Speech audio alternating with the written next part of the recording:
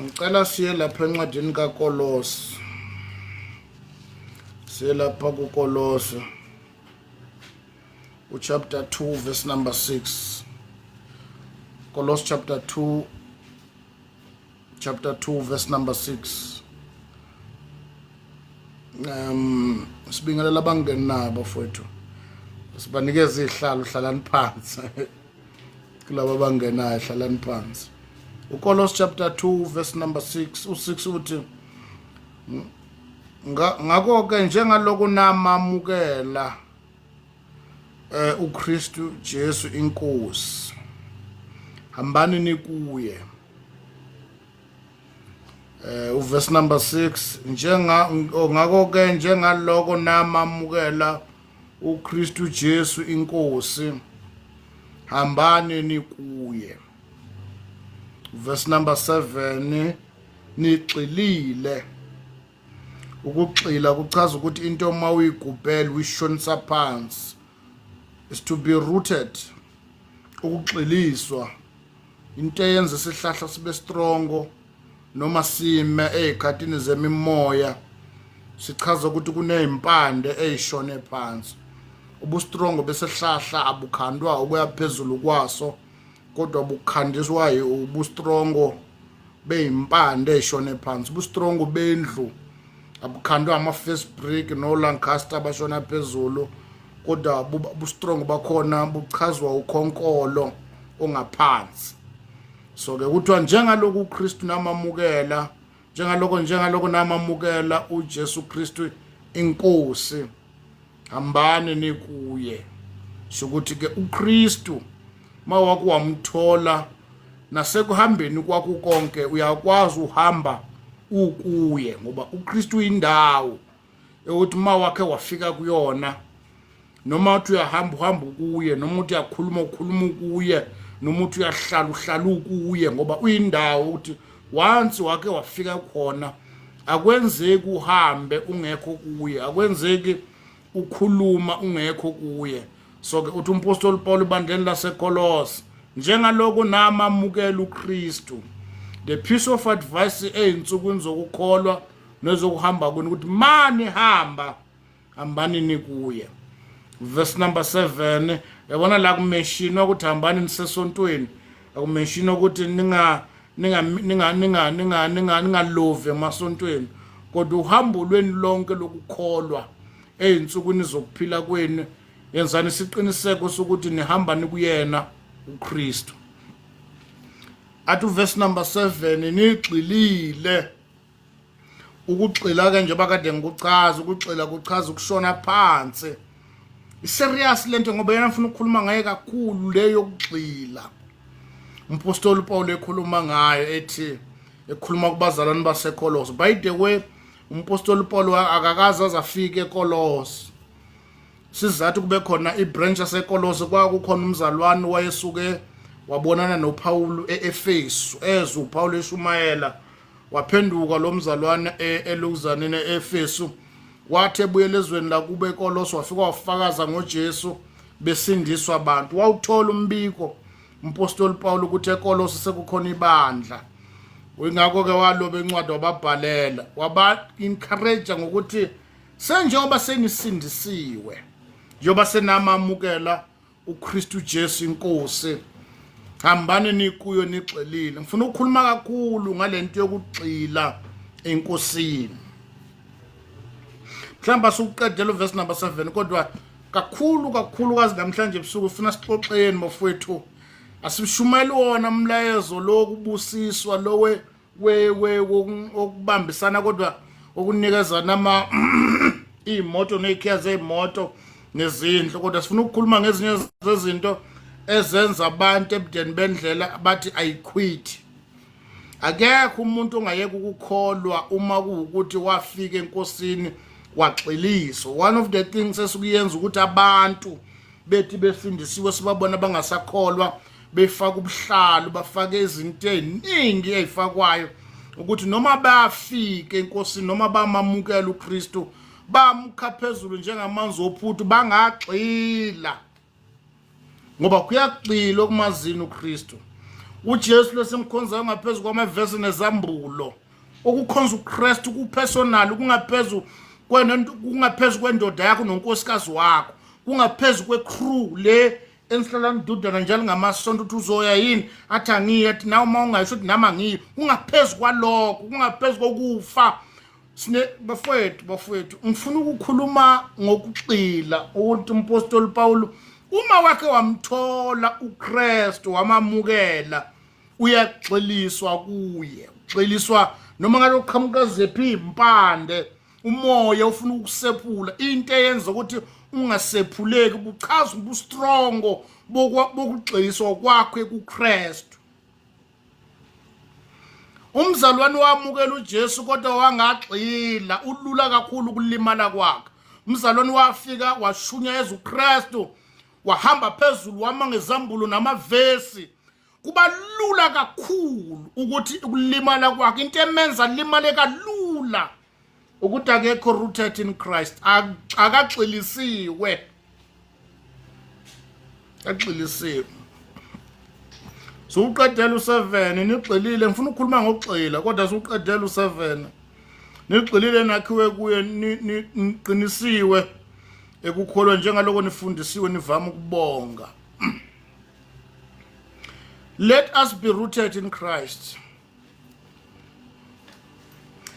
Ukwamukela uJesu ma ivangeli lakhe lashunyezwa kithi samkholwa uJesu akuphelele kumkholweni. It's not enough ukuyibiza ngabazalwane ukuthi sisindisiwe kodwa singaxilile kuye ngoba owaxilaya kulula kumsephula entweni exile kuyona. Kunezihlahla njengoba ubona izihlahla izisiko ezinye bayathanda ukuyisephula isephule ngoba zinezimpande. Sinabazalwane kulezi insuku zanamhlanje abamamukela uKristu bayavutha impela akuzambulo babuya ngokuzolala kodwa kunento esingabathembi ngayo ukuthi mhla kuvela izimo zempilo ngeke sibheje ngabo. Naku ukukholwa kwabo bakholiswa ukuthi ayikaze ifike ivunguvungu zempilo ezizotesta ukuxila kwabo enkosini nokuba siyakhonza nabo ukuthi akukaze kwafika ivunguvungu zokulamba zempilo.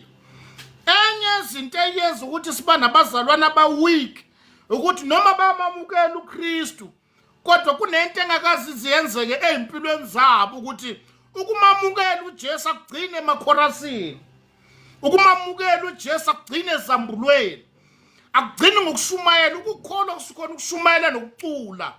Ukukholwa kuyimpilo, ukukholwa kungaphezulu kokusho ngomlomo, ukukholwa kungaphezulu kwama-high heel, ukukholwa kungaphezulu kokudisappointwa abantu nokudisappointwa abefundisi. Kupersonal ukukholwa, and once waku-understand ukuthi ukukholwa kupersonal akekho umuntu ongakwenza ukuthi ungasamkhonza uNkulunkulu ngoba ulunyazwe umuntu othile, ngoba vele kwasekuqaleni ukukholwa kwakungamile ngozwana, kwakungamile ngomfundisi noma mfundisi. Ukukholwa kwakungamile ngendoda ethile. Kufuna ukucacisa kumakholwa aweak agive up kalula. Sikhonza nawo namhlanje kusasa efaka intambo lethe ngathi zinama-T-backs okhaleni kusasa athi mina ngibone impilo ingavumi ngihamba ngothola ngakungcono ngashada kwaShem. Lento idalwe ukuthi sakhonza nabo bacula impela bashayoto moyo kodwa bangekho rooted. Kunabazalwane esisaba nokubatshela ukuthi siyakubona uyavutha but you're not rooted in Christ. Ucomplaina kalula, ubalisa kalula. Umulime uma bakhulumile sewuthunukeleke ubona umzalwane ukukholwa kwakhe kuphezulu kuyantenga. Makungafika ingcinaba zempilo angayeka noma yinini. Let us be rooted in him. Kholo ngaphezulu kwamavesi, kholo ngaphezulu kwamavesi. Personal ayaphela amavesi, laphela izambulo.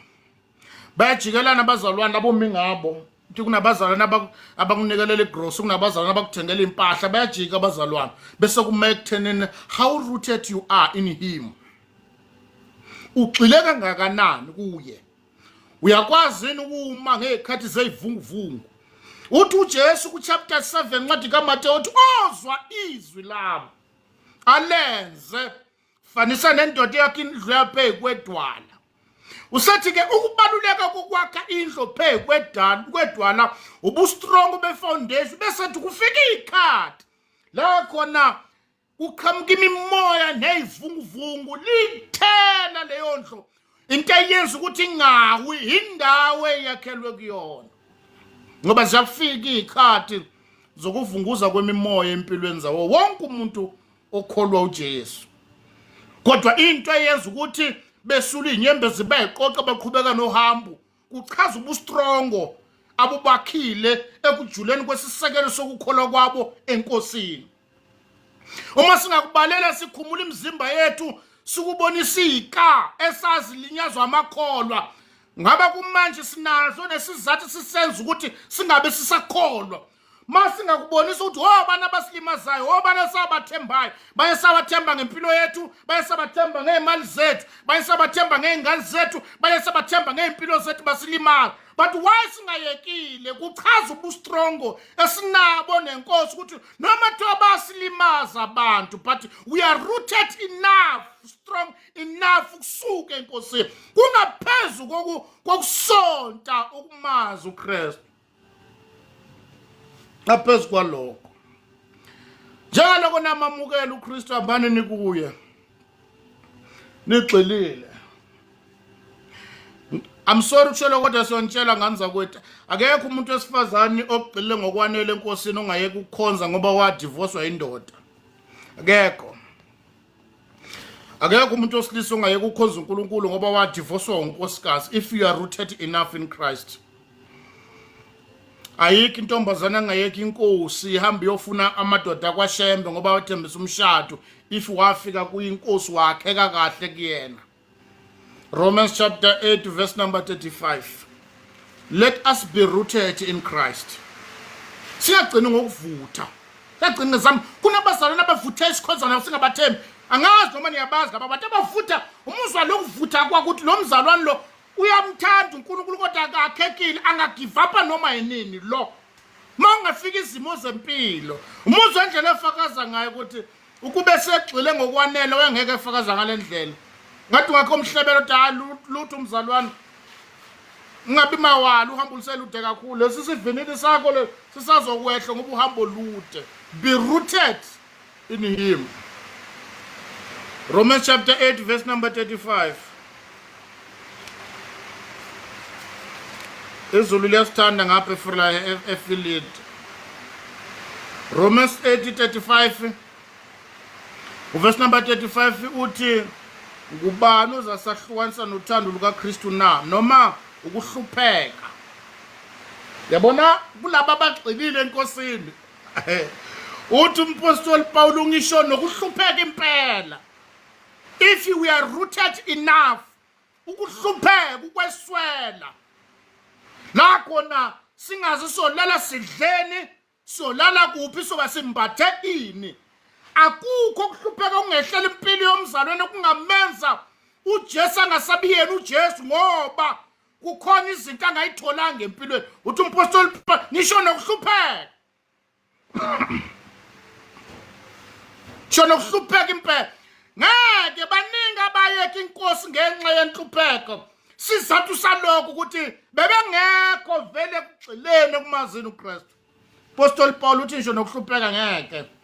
Singamana sihlupheka egcwala amathumba emzimbeni sifa siyolahlwa kodwa ikhona into angeke sikwazi ukuyiphika ukuthi uJesu akasaseyini inkosi ngoba silale singawazi singatholanga ama-bribe bag silala ngamazambane noputo. Yini into engasisephule ekumazini uKristu if you were rooted enough in his kingdom. Ngisho nokuhlupheka ngeke ngezwa enye video yomunye umfo ethi wamthanda uJesu wamkhonza insuku. Lo mfo ngathi umXhosa ngathi wangapha Eastern Cape noma wase Western Cape efakaza le clip yayifakazelwa abantu abaningi bathi kunjalo echaza lo mfo ngamthanda uNkulunkulu ngahamba ngokwethembeka phambi kwakhe ngayenza konke ngokwethembeka kodwa ngahlupheka ngisona nendawo yokulala ngisona ngaza ngakuyeka lento yokukholwa ngikhonzile inkosi bathe khona kunjalo wayengeke rooted. Alikho uhlobo lwenhlupheko elingafika empilweni yomzalwane lithi umbone engasakholwa. Ungcono ngoba sisho sahlupheka impela thina abanye bethu. That's what umpostoli Paul ngiyakwazi ukuba phansi. Mofuna Philip chapter 4 ngiyakwazi ukuba phansi, ngiyakwazi ukuba phezulu sayintweni zonke naseyimeni zonke ngafunda ukweneliseka. Ngeke weneliseke enhluphekweni if you are not rooted in Christ. Ngoba in him we have peace. Siba nokuthula singenako ukudla. Ayintsho nenhlupheko ukweswela. Ngeke kumsephula umuntu owakhele enkosini. O understand inkosi ukuthi ngale kokudla nempilo nenhlala kahle kukhona ukuphila okunaphakade. Be rooted in Christ. Xila. Yekale le ndaba amaverse wena uyacomplaina mawulambile. Kukhonza kwakho uyabalisa mangakuthola ngokudla uye enkozweni.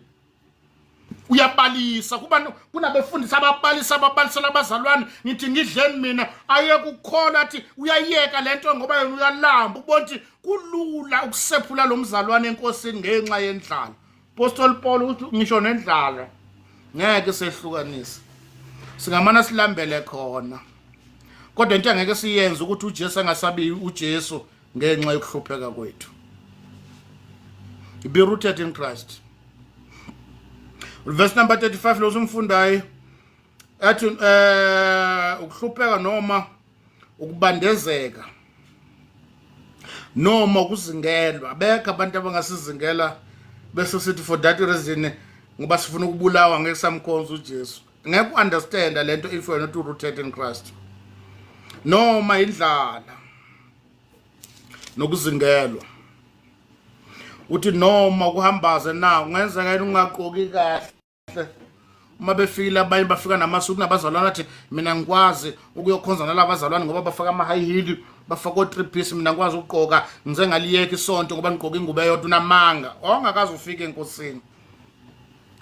Thina sasiqoka ibhuluku elilodwa lize libe lemnyama lize ngibula ngathi libe umaroon uli-ayina lize licwebezele uma uhamba elangeni qhubeka uyokhonza usimakade ngoba nazi impahla zikwazi ukuyekisa inkosi abanazo bayiphinda nokuphinde ukodwa yokhonza usimakade. Akekho umzalwane wafika enkosini waxeliswa wafundiswa wayazi inkosi ongayeka ukukhonza ngoba ethi ulingwa abanye osisi bagqoka kahle kunaye wangakazi ufike enkosini. Be rooted in Christ. Kufanele abazalwane sibafundisa sibatshela ukuthi ukukholwa okungaphezulu kokugqoka ukukholwa ongaphezulu ko 2 piece no 3 piece uyaqoka uye enkonzweni uhamba ngeenyawo izono nazo mongenazi iqathula. Akekho umuntu ungayeke kuye enkonzweni ngoba uthi uphinda isikete esisodwa athi ngisakwazi ke mina kuyokhonza lutha ukazi wamthola uJesu. uJesu ungaphezulu ko 3 piece no 5 piece uJesu ungaphezulu kwamasuthi no safari. Wawungakazi wayithola inkosi. Kunezinto ongatshelwanga zona ngokukholwa ukuthi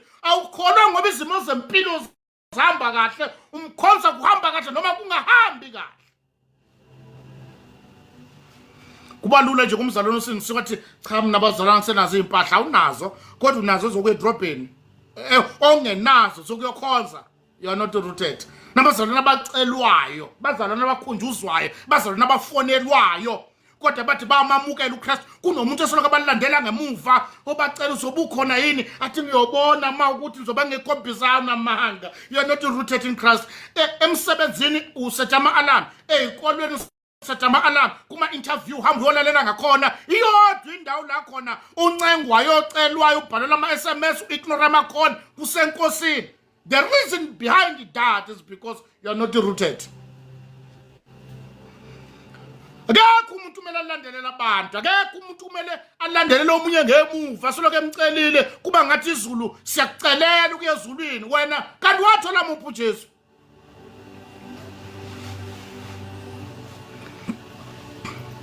Umuntu oxolile akekho umuntu ongalandelela umzalwane.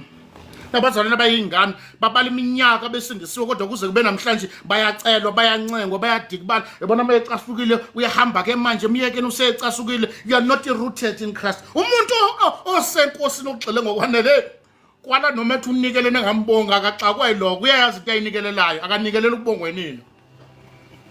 Nibongane nodwa nibambongana laba abanezimoto nibonga kube khona umzalwane okline kuyena okline lesontweni kuba umzalwane kube uyena opaka izitulo kuthi ukubonga uvela ukukhohlakala yena nithi angeke ezosontweni aqhamuka next week aphinda ayiqhubekele ngoba ugxilile enkosini.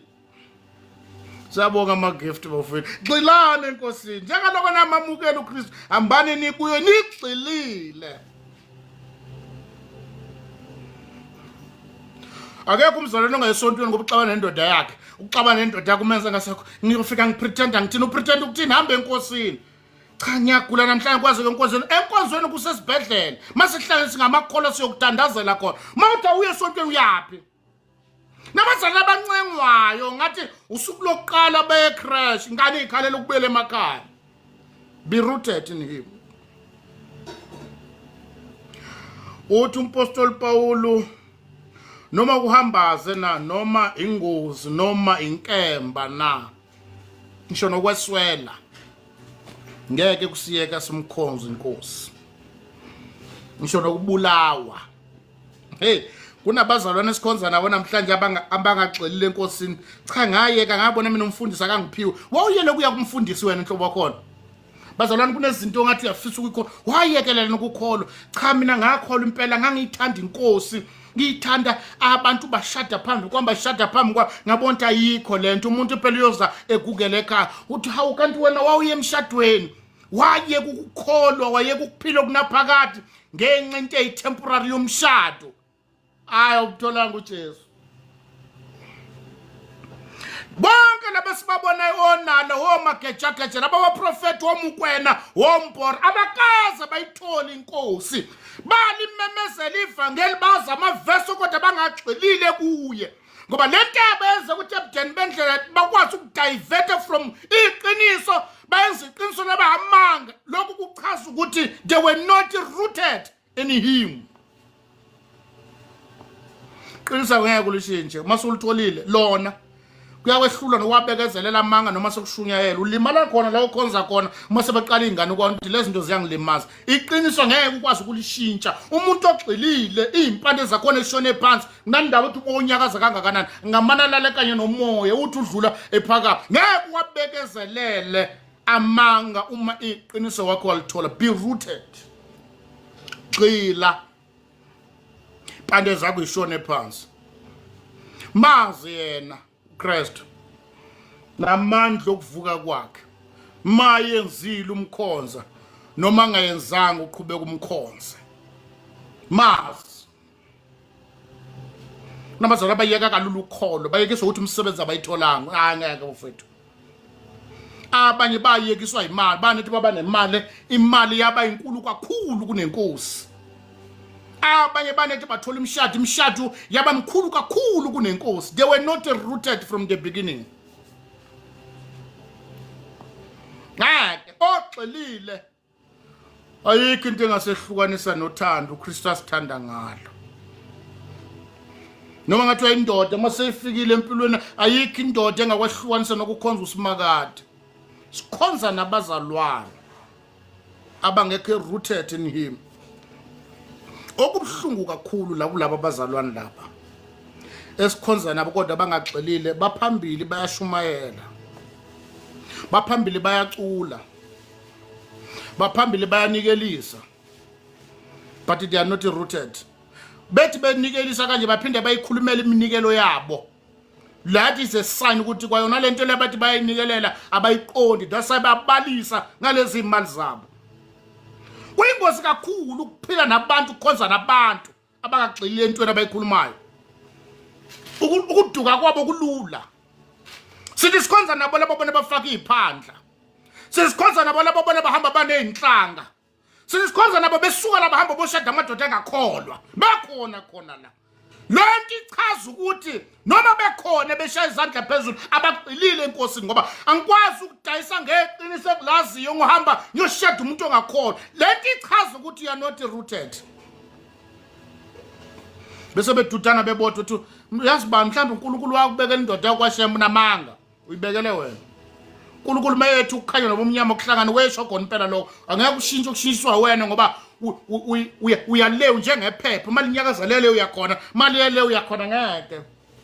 Kunabefundisi ababeshumela uJesu bemchaza njengoba enjalo kwatholakala ukuthi laba befundisa abagxilile enkosini kwalula ukunyakaza kwabo ngoba kuyingozi ukushumela ungagxilile.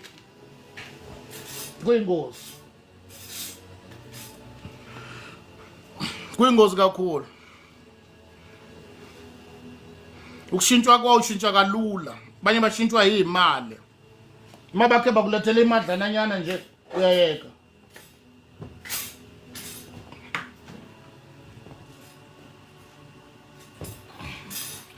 Be rooted.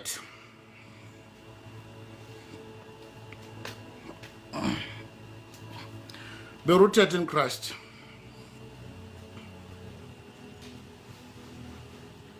Apostle Paulo mekhuluma noTimotheo mekhuluma noTimotheo ku 1 Timothy chapter 3 verse number, I think verse number 7.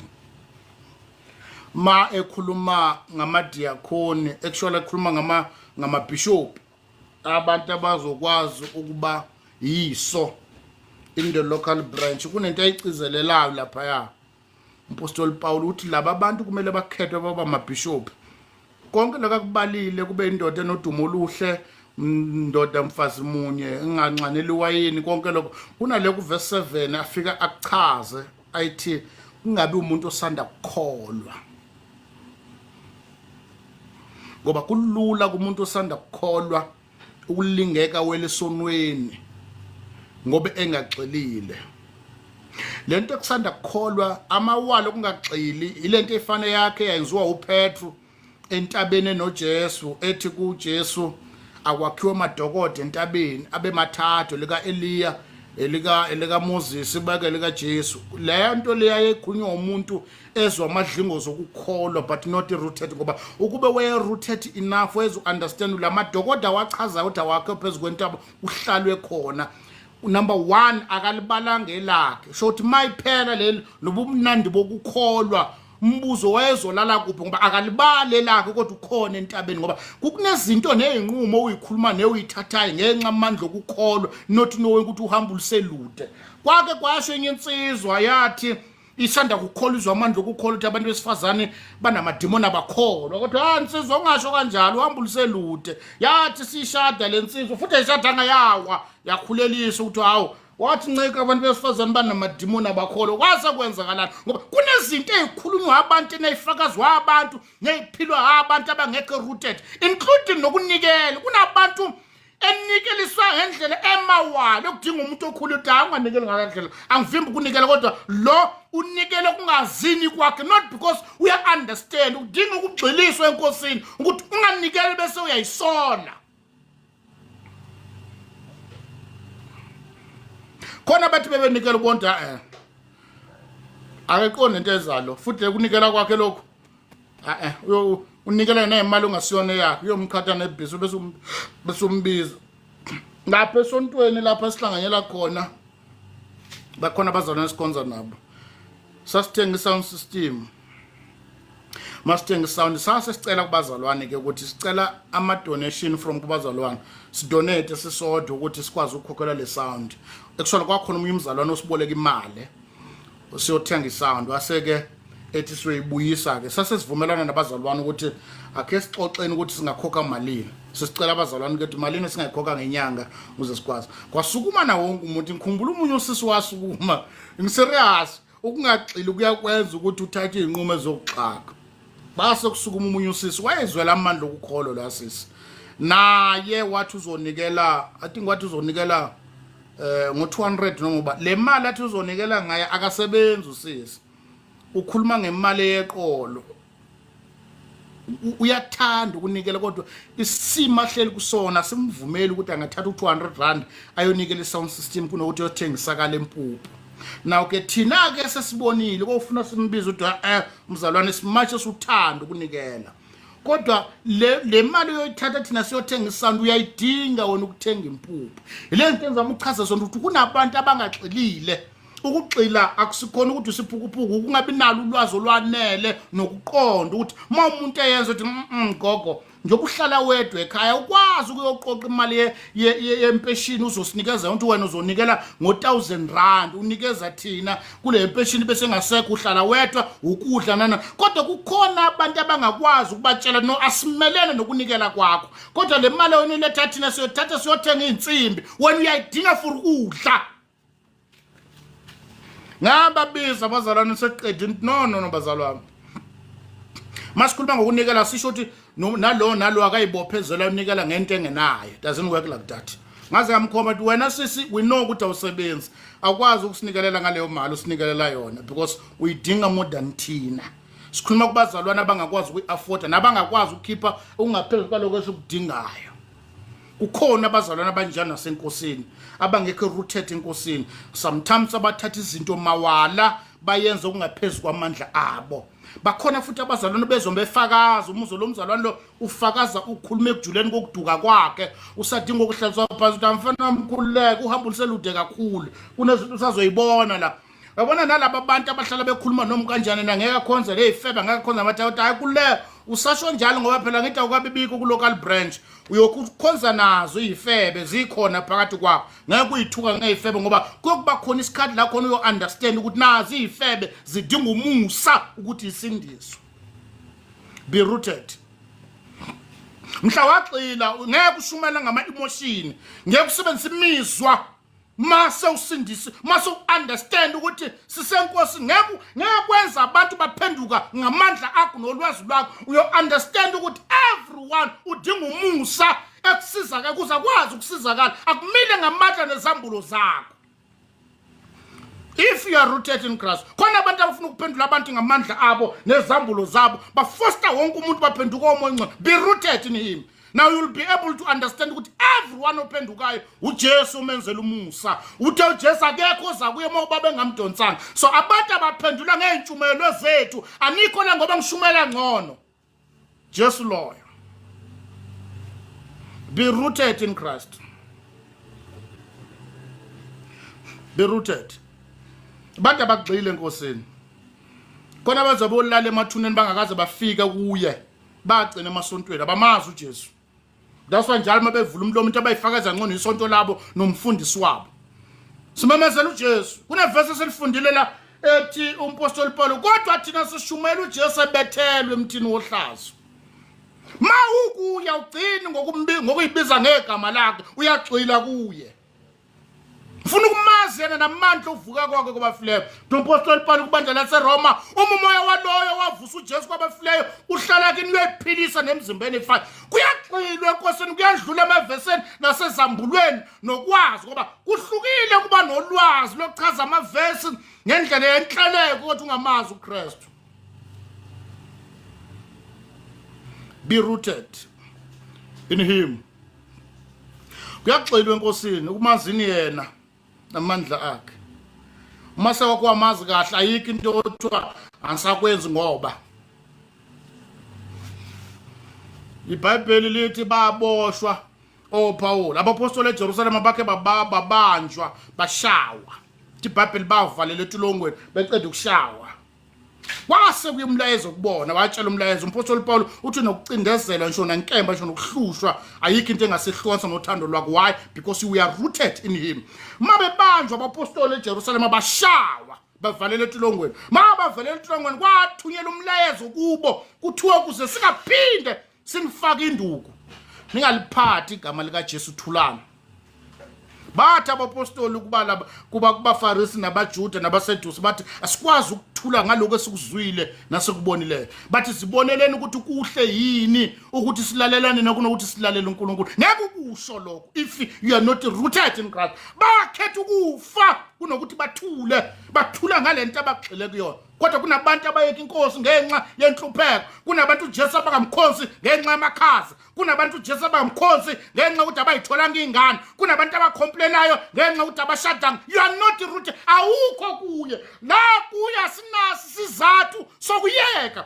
Basithuka namhlanje sisula inyembezi siqhubeka kusasa sishumayela basihleba manje ukuthola ama message sithola ama voice note sithola ama screenshot siqhubeka kusasa sibathanda noma basikhulumile noma basihlebile ngoba wathi uJesu uthandeni izitha zenu ngeke uyithande. You are not rooted. Usho wena uthi usukhathela. Be rooted in Christ. Xila Makho ngena kahle kuyona kodwa uyothi sebekukhulumile udaba ufethu no asidluleni kuyadlula nakulokho impilo yaqhubeka. Badakazi ukuthi angiyazi kodwa ngitsheliwe ukuthi nothanda izitha zenu. Bafowethu kungaphezulu kwamavesi kunabafundisi abakagxilile enkosini banonya babathanda abantu bayabaxosha abanye. The reason behind that ukuthi banawo amavesi kodwa abekho enkosini. Abekho abasenkosini bazwakala nokukhuluma kwabo, bazwakala nokugqoka kwabo, bazwakala nokuxola kwabo, baxolela nezinto engaxolelwa kuzona ukuthi lo mzalwane kube wengaxolile enkosini wengeke kwazi ukubeka kuze kushaba yathi awuyisithutha impela mina ngeke alunge kimi. Uqinisile. You are not rooted. This is a piece of advice for everyone. Unomama abalimele namhlanje balinyazwe yingane ayikhulisa ngomthetho kaNkuluNkulu eyishumeza uJesu. Mama wahamba ngesibonelo esihle ingane zavela ziyokukhulela zonke. Adisathu kuyeka athi ngeke ngiqhubeka ngikhonza lezi ngane zingibukanisa nabantu namanga mama. Azikho ingane ezingakuhlukanisa nenkosi. Azikhulelwe uzifundisile inkosi mase idisathe ukuhamba ziyokukhulela okwazi. Qhubeka ukhonza uSimakade. Inyembezi zobuhlungu, ubuhlungu enhlizweni, inyembezi ziqala amehlo zesule mama uqhubeka uyokhonza inkosi ngoba yikho into engakwesihlukanisa nothando lukaNkuluNkulu.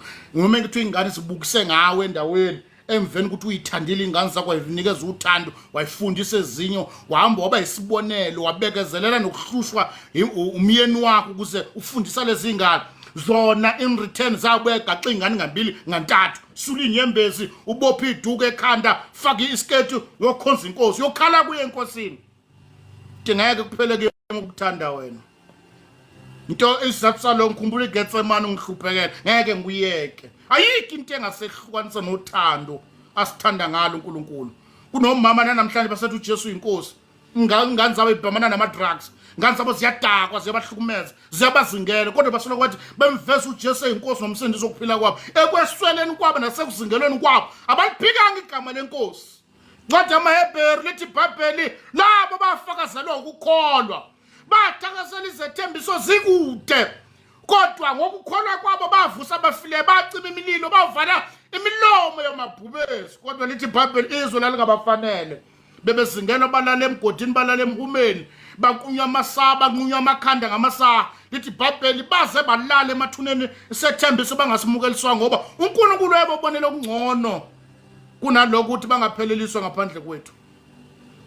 Abamphikanga uJesu nasekuzingelweni kwabo, abamphikanga uJesu nasekuguleni kwabo. Ngeke ukuthi uye kukholwa ngoba wathi wawo no-HIV positive and so what?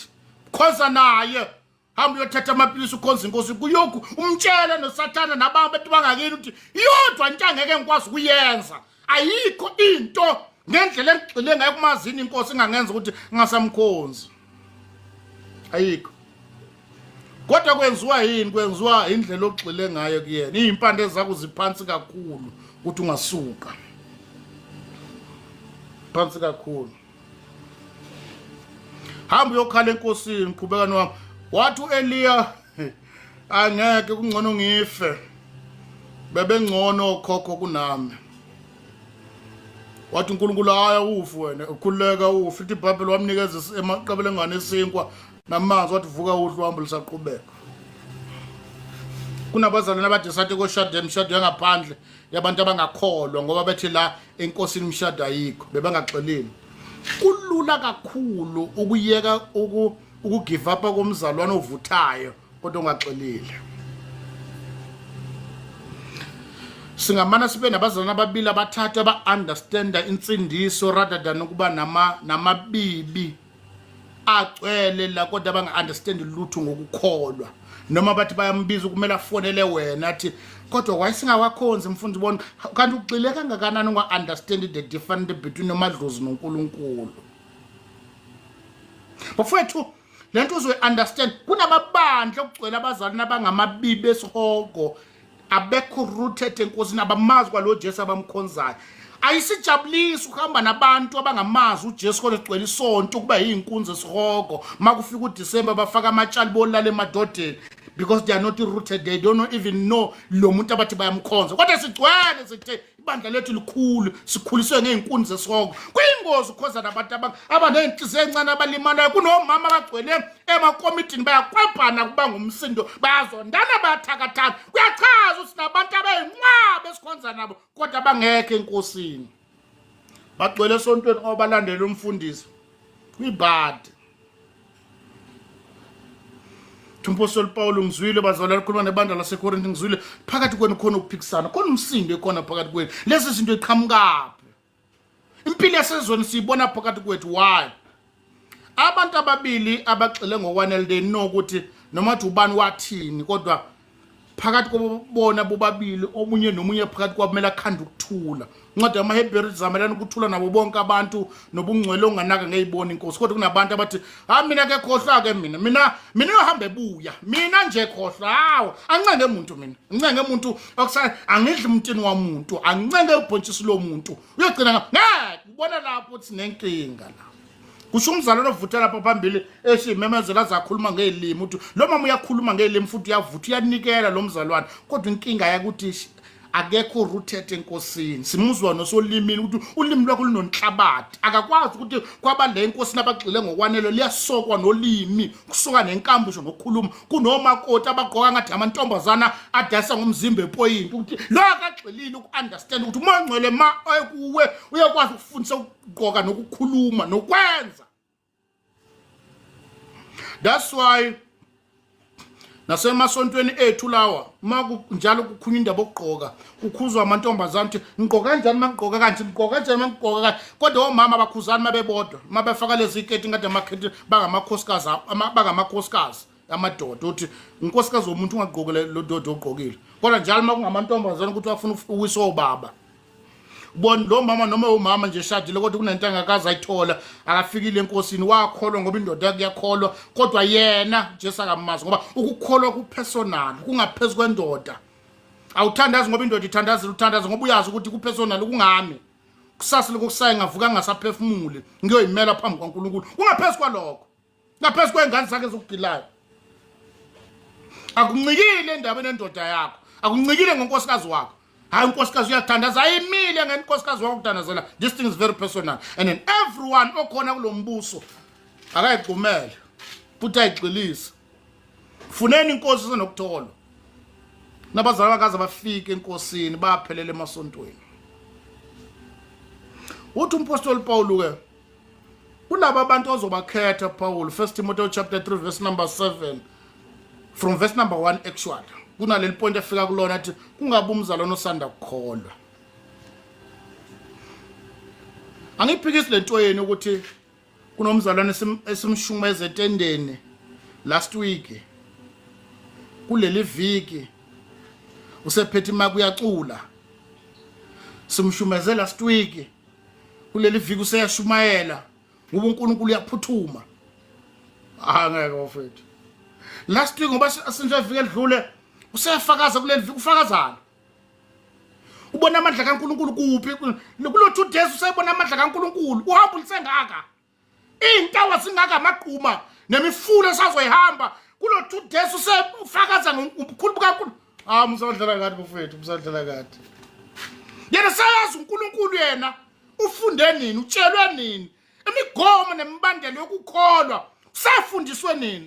Bafethu keke dlala kathi mina hawu uJesu wahlala nabafundi 3.5 yeminyaka ebagxilisa laba bethu bahlala amaviki amabili sebayacula. That's why baqhaphukana lezi ingoma iwe wedwa uthwane leculo lelosijavini leculo lena kungikhohlwa omunye uqamba amanga akekho wazi ngempilo yami kwasho kwacima usaliba bawacula la ngoba asikwazanga baqala apha mase besindisa kodwa umzalwane manje bososindisa uzohlala phansi sikuxelise ukuthi kunendlela okugqoka uyezwa lezi iketi zakhe encane veze ethende zezinqa mase ukholwa kusagqoka kanjalo. Kunamaculo la compose emkhathini waculwa la kwaculo lilodwa kumele understand the meaning ne source la lisuka khona asiveli sicula nje sithi leculo kasijava kade ngilibona abashaya chorus ngalo ukuthi omunye uqamba amanga kwasho kwacima ukusaliba bawacula la aculwa abantu abethi mababona izinto advertiswe ebumnyameni bayithatha bayiletha la because they are not rooted to understand izinto zakulombuso ukuthi kunezinto zasebumnyameni ezingenziwa la. Umuntu usindiswa 2 days useyafakaza sindiswe zolo namhlanje useyashumayela baze beshaya izandla ukuthi uNkulunkulu uyaphuthuma lo namanga ayeke into enjalo. Angimethembe mina umuntu akaze alithola ithuba lokuhlala phansi efunde ebuze sambazana bangabuzi lutho Namazalwane abangafuna ukugxiliswa enkosini. Sinamazalwane abangaxoshwa nasemakhaya kubo la bahlala khona ngoba vele bathi mababuyele emakhaya bophila njengabo. Cha phela abazali bami bangabazali bami wonkulunkulu wasemhlabeni. Umzalakazi abonkulunkulu wasemhlabeni. Abantu abagxiliswa enkosini, umuntu esanda kusinza hlale phansi. Saphambanisa ukwenza. Bathi besindiswa sabanikeza ama-mic, mase sifuna ubahlalisa phansi ukuthiwa siyabajaji, basuka lapho boqala amasonto abo ngoba sabancisha ithuba lokufunda, lokuqonda ukuthi yini lento oyifaka kuyona. Namhlanje woprofetess sabathi siyachaza kuyaphikiswana, umuntu nomuntu uhamba lamabibi nalamahlathi egcwele kuma-social media platform, baswele ithuba lokugxiliswa, ukufundisa ukuthi lento ukukholwa ungaphezulu kokushumayela. Ngeke usabakhuza. Phela banama-platform, banabalandeli.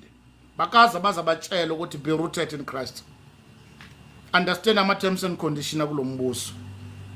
Understand ukuthi kunezinto ezingenziyo, kunezinto engakhulunywa.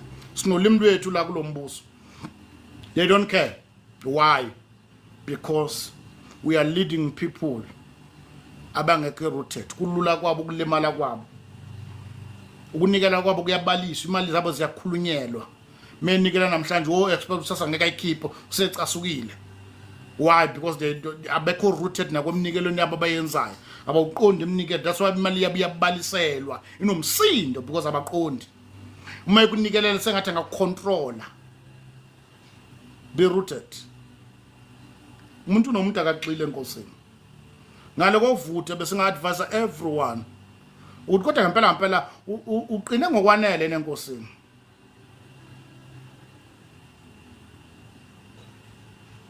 Now, Mbuzo, we need a question live session for this, please. Taking 20 questions per session. Okay. So, what's now umkibela? Asiyenzeni kanjalo. So, bana ngumkibela. Lenda wazena Mbuzo and all this kind of sometimes kuya kusibambezela ukushumayela sokusinakana nokuthi bazokubuza ukuthi yona le mbuzweni khona athi iduku umunye athi okweshumi umunye athi kurongo ngani ukuphuza uverse ba sinakale ezingane kwani kunokuthi simemezele uJesu. But it's a good advice. I think on Saturday siyodila nemibuzo kodwa esile ifuna abantu bokwenko le mibuzo ukuthi kurongo yini ukuthatha inyongo yembuzi uyibophe entanyeni kodwa ingekho hayi bafowethu. Be rooted in Christ. Ilo naloyo akagxile enkosini. Kungaphezulu kweingubo zamasonto. Kungaphezulu kwabafundisi bakho umazi uJesu. So ukuze ukukholwa kwethu nokusindiswa kwethu. Umuntu o-rooted. Umuntu oxelile. Umuntu oxele ngempela enkosini. Angamana afa ngeke avuma ukuya enyangeni. Ekavuma ningamisa ngasakwazi ukukhuluma mesaphila ukutshela ukuthi hayi ningangise enyangeni tha lokhu kufa kunenyanga kwamhlaba yalingana ithoye kushaya iphela athi angeke ngiye lapho uma inkosi decide ukuthi ngoba iyaphilisa decide ungangiphilisi angikwazi ukuphiliswa inyanga ngoba amandla wasebenzisayo awahambisana amandla engikholwa kuwona.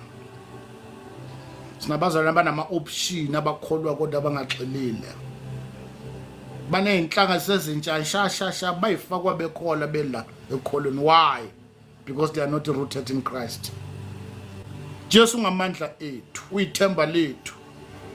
Thumbhalo wamahuwa abanye bathemba inqola, abanye bathemba amahashi. Kodwa thina sethembile igama likaJehova uNkulunkulu wethu.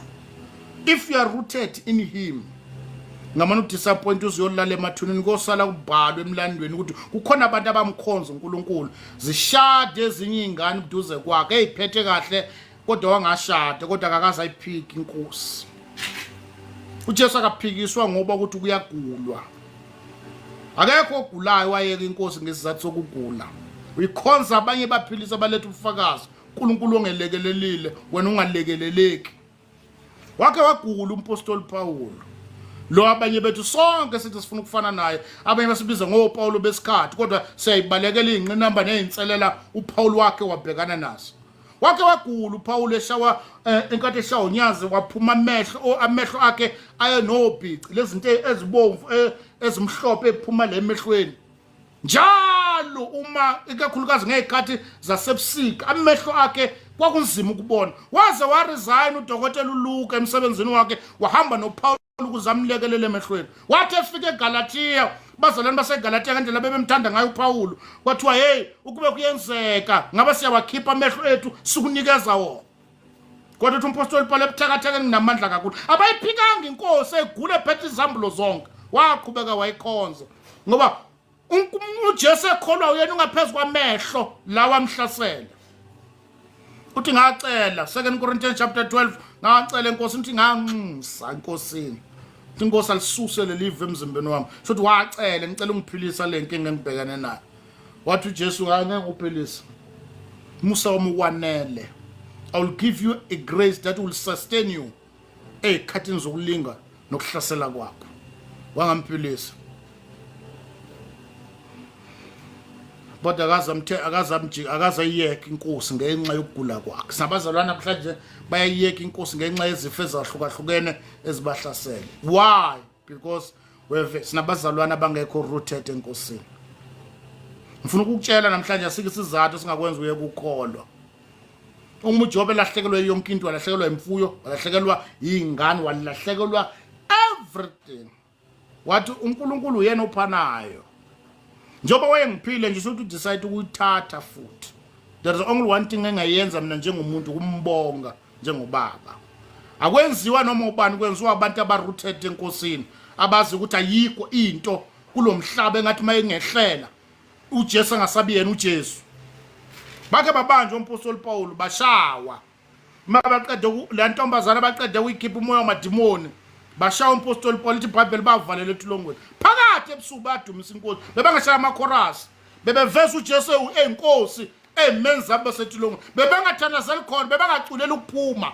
Bebemveze uNkulunkulu phakathi ejele. Ukuba ukuphuma kwabo kwakuyibonus. Ayikho into engazehlukanisa nothando lukaNkulunkulu. Sinabazalwane abangekho rooted, sibheka kwezinye igaba zempilo manje. Masiyohamba nalabazalwane abangagxilile enkosini bezosishiya ebudeni bendlela. Njengoku kwake kwenziwa uMark hamba nompostoli Paul bahambela amazwe aseGalatia, bathi behlaselwa uMark wabashiya wabaleka. And that it was the reason why uma sekuphinde kubuyelwe bahamba noBarnabas wanqaba uPaul athi lo singahambi naye. Wasishiya mhlahlaselwa lo, asikwazi ukubela naye emuva. Umpostoli Paul bathatha wahamba noSila. Athi lo sikwazi ukuhamba nemuva. So banebhadi kulezi insuku masiyokhonza nabazalwane abangagxilile enkosini ngoba basijikela basilahla noma yinini. Ibandla kunalalibheke khona manje. Njengoba manje kunalemsindo ekhona kuthiwa le ndaba ya lezinto zikahulumeni ukurejistwa kwamabandla nokwenza konke lokho kwenzakala kunala ibandla libheke khona. Ibandla lizoregistrwa. Lamabiba amasota azoregistrwa amabandla kwazi bakwazi ukucontrolwa uhulumeni. Ibandla likhonza uJesu Jesu elika Jesu ngeke liregistrwe uhulumeni, and for that reason lizozingelwa. Sitabazona abayomphika uJesu mase kufike amaphoyisa azobabopha. Kuthiwa nawe uyakholwa, ethi angikholwa mina. Baningi kabo omunye wabo. We don't trust you. Why? Because you are not rooted. Kulula kakhulu ukuthi uJesu ngamhlubuka wena. Ungathi umphika nje ngenxa esinkwa. Ungathi umphika nje ngenxa abafana. Ungathi umphika nje ngenxa umsebenzi. Ungathi umphika ngenxa okugula. Wena kuyoba lula uJesu umdayisa emini nje la ngalibalele. Why? Because you are not rooted in him. Asikho isizathu lesingakwenza ngelinye ilanga ukuthi ngisakukhonza mina. Sikho. Ayothelethwa ama-offer ama-offer left and right uthi hayi ngihleli la. Hlele enkosini. Bayakhuluma nakumanje baningi inkosi sibethe abantshela uyozuguga ungashadile. Batshela ukuthi umshado akupheleli la, siyoshada kuSambulo chapter 21. Khona umshado serious le ifake yakhona la. Akekho umuntu engekashadela noma singafa singashadile, khona umunye umshado ozayo serious futhi kakhulu kunalo. Ngeke umuntu engekashada umtshela ukuthi ekusala noma singashadanga kodwa okusala siyoshada sonke. Ngoba nalabo abashadile basazoshada kanye nathi. Soshada sonke futhi ndawonye. So akeke sikukhola endlela umshado. Kusazoshadwa futhi. Nalabo abangakhola boshada noSathane esogwini. So ke indaba umshado akusona into engenza ukuthi abantu bangamkhonzi uNkulunkulu ngoba sisayoshada sonke. Abashade manje abashade kodwa sonke sisayo. So shaya istepe sonke. So ayikho into engasenza sekukhonza inkosi endaba umshado. Ngoba sonke sisemshadweni. Be rooted. in Christ. Mali kade nje ibandla ukuhlwithwa. Malihlwithwa nje ibandla emhlabeni. Siyehlalweni sokwahlulela sika Kristu. Lapha sokunikeza umqhele. Masiqede nje ukuthola umqhele wethu semshadweni. Bhayibheli lithi itafula lidekiwe, konke kulungisiwe ngokuganza kwethu, nengubo ithungiwe, konke kuphelele nje. Kodwa bonke abanalo lelo themba ngeke bagxile basuke basephulwe enkosini ngenxa yezinto zesikhashana. Let us be rooted in Christ. Nabazalwane thina singabathembi esikhonza nabo. Bayavutha impela kodwa kusuka kwabo kulula kakhulu. Balula kakhulu. Balula kakhulu. Kubalula umzalwane kuvela kube lula nje ukuthi usisi wethu uyekiswe ukukholwa ngenxa lensizwe nemoto. Kubalula nje amunyuka kanjani esevuthe kangaka kungcono ukuhlala phansi nabazalwane. uJesu wayena 70 followers, 70. Kodwa kuchapter 6 incwadi kaJohn wathi sekuhlalwa phansi efuna ukubaxelisa ethi odla leli gazi, odla lenyama yami, ephuza leli gazi lami, bathi uyasigulela. Wasexelisa amanethe benza ba understand the full purpose of the gospel, bamshiya. Kodwa mhla kusadobana nofishi, kusaziwana nezinkwa, kuqaba lwabantu lalikhona. Samwa laba bantu abadla izinkwa ibona bebememeza lapha eJerusalema bathi akabethelwe. Abanye sikhonzana banamhlanje bona basidayisayo mabephuma labahamba besikhuluma emakhaya. Kunomama esikhonzana bebona bahamba botshela amadoda abo ukuthi usibani baba usibani bani, baba usibani bani, lo dali cause traffic. Umbothe akaxelile lo mama akakubona kuyihlaza ukukhuluma indaba zasebandleni, atshela abantu abangakholwa ukhanda amabhatla gadi ukuthi lo ongakholwa emxoxela indaba angaphinda sindiswe. Kwibhathi ukukhonza nabantu who are not rooted in Christ. Yebhathi sibafaka emakomitini akunhlamba akulaka akumona. Bona kunento engaxebuliwe la kuya kaxelile akashonile phansi impande zaka zike emanzini la khona umoya engcwele ekwazi ukunabisa impande athela umoya okuyikhuza nokulalela nokuyithiba. Kodwa bayavutha phela. Bafethu ngeke. Ngeke. This is not the gospel.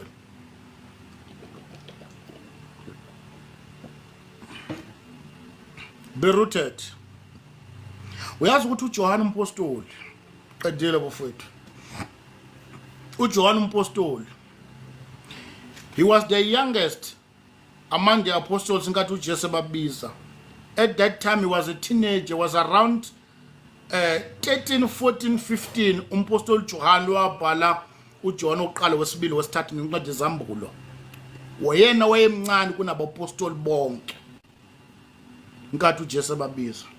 Futhi uyena umpostoli wafe egcineni kunabapostoli bonke.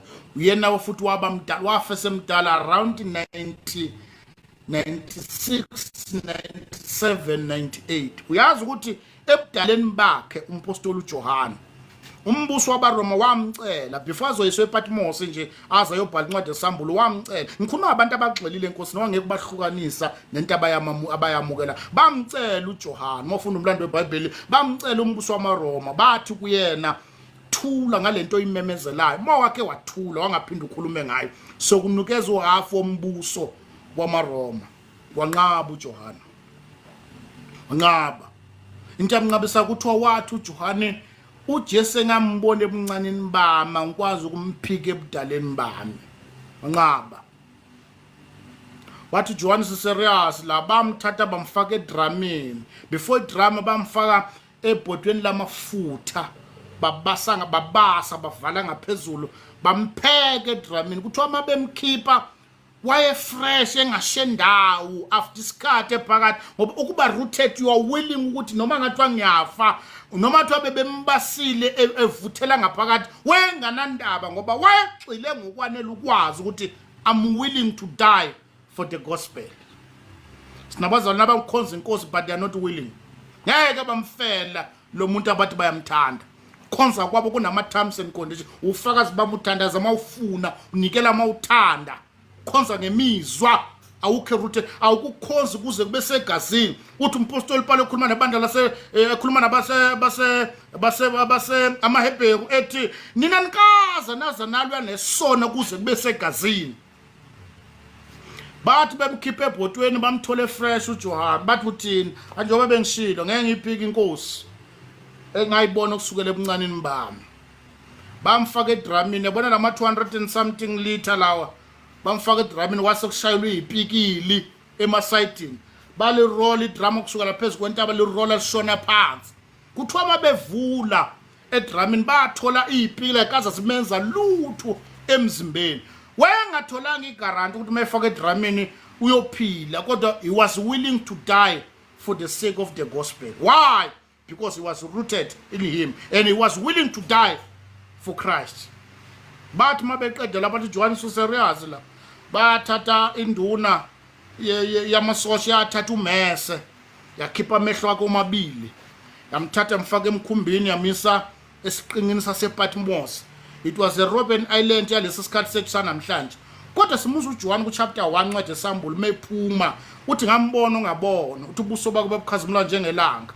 Uthi amanzi ephuma emlonyeni wakhe njengamanzi amaningi. Ingubo wayegqokile umsilo wakhona wawugcwalisa ithempeli. Ukubona konke lokhu ngokwazi ukugxileni kwakhe noma izimo zayingavumelani naye. Waze wakhishwa amehlo ngenxa yokukholwa. Kodwa ukugxila kwakhe kwamenza wangayiphiki inkosi. Be rooted. Prophet Epistle of advice. Let every one of us sidlule emakorasini, sidlule ekuculeni, sidlule ezambulweni. Iba eleven lakho ukwazi ukuthi I'm willing to die for Christ. Abanye bazalwane bafela amasonto nabefundisi babo.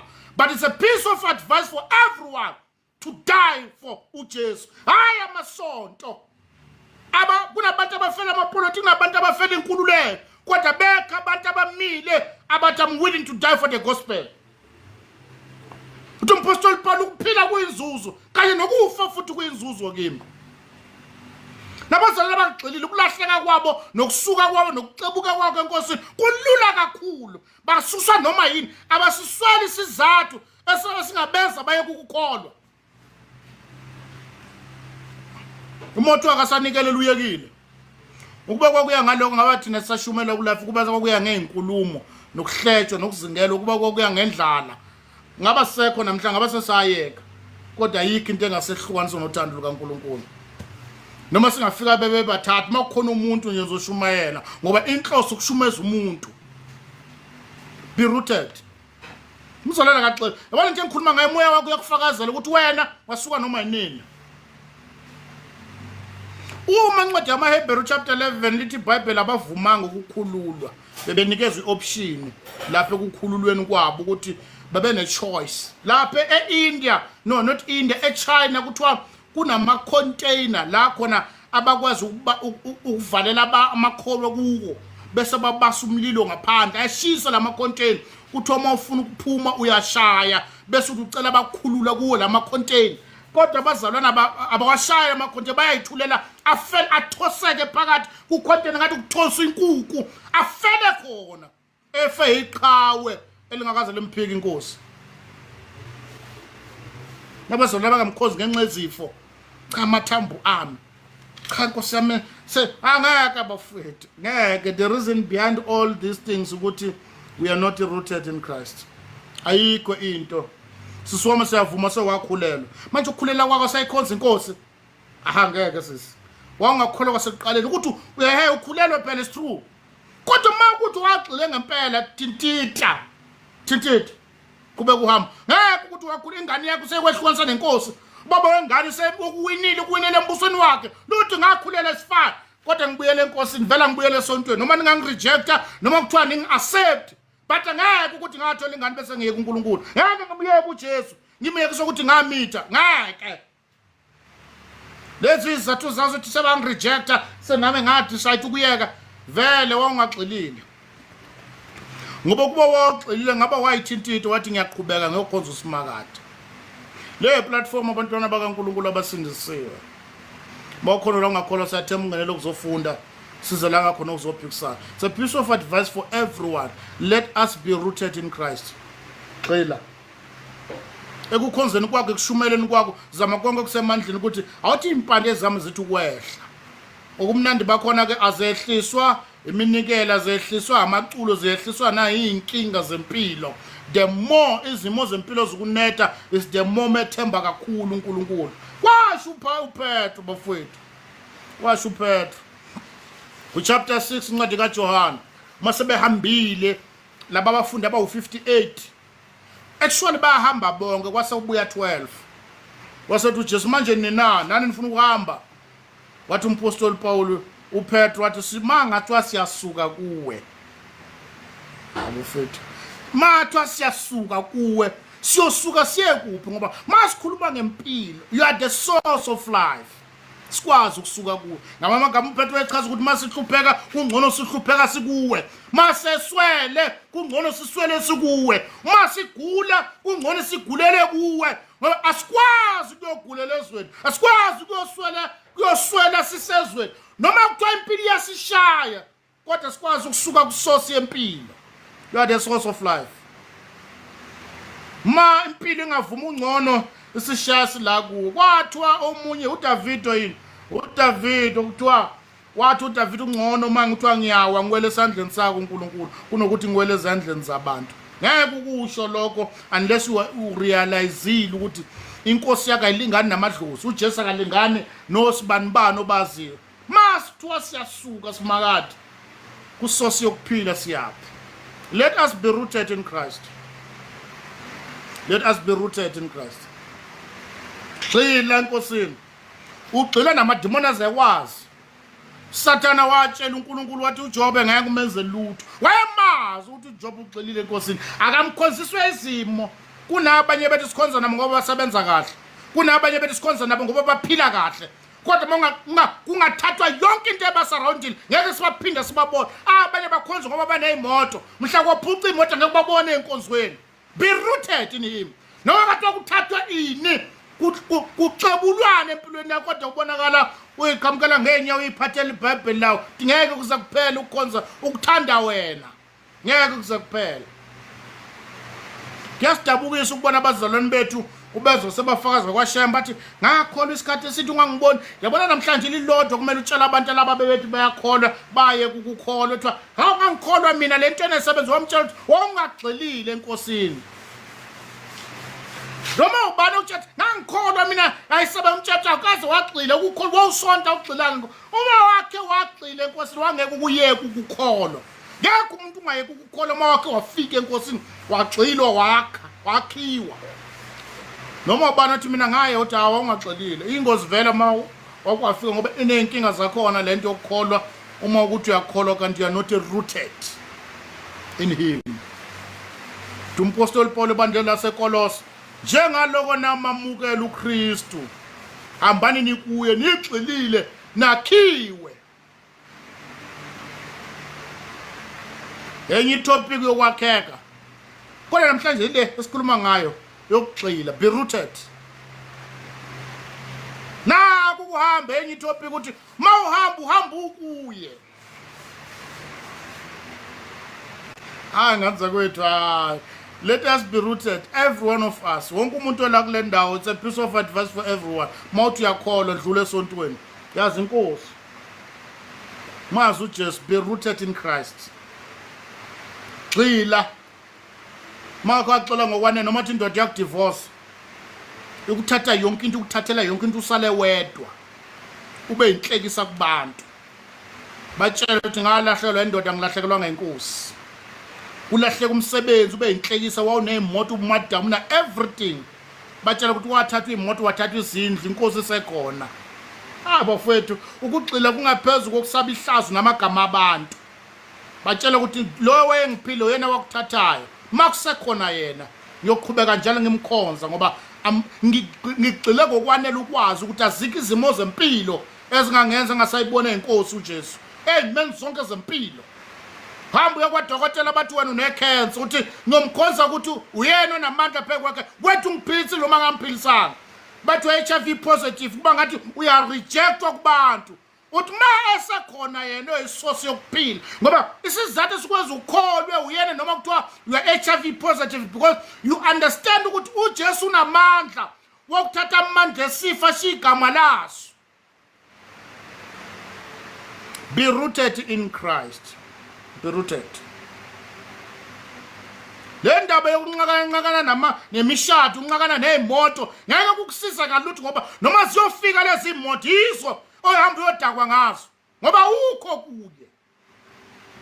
awukho kuye. Ezinye zezinto zafika zaba isithiyo sokukholwa ngoba wathola izinto ungaxelile impilo yakho yonke igcile. That's why zithi mayifika izinto ukopherisha zona nenkosi.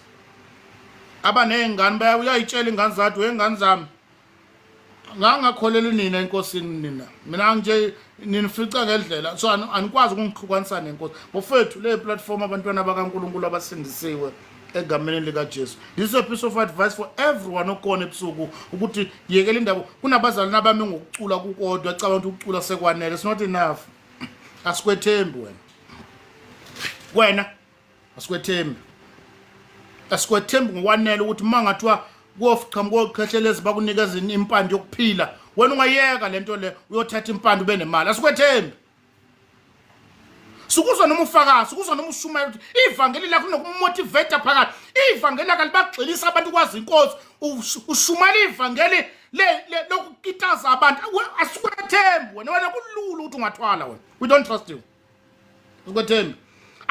Inkosi awuyivezi ka siyabuza uyashumayela kodwa awuyichazi inkosi abantu awubayise enkosini. We don't trust you. You are not rooted. We are motivated. We are motivated. We don't trust you. Why? Because you are not rooted in Christ. Awumazi umuntu omchazayo. Ngamshumayela uJesu ngoba uyamshumayela umchaza njengebhunu laphesha linehwanga lo Jesu awumazi uNkulunkulu embethe inyama umuntu emhlabeni. Awuxelile. Awumazi lo muntu omchaza. We don't trust you.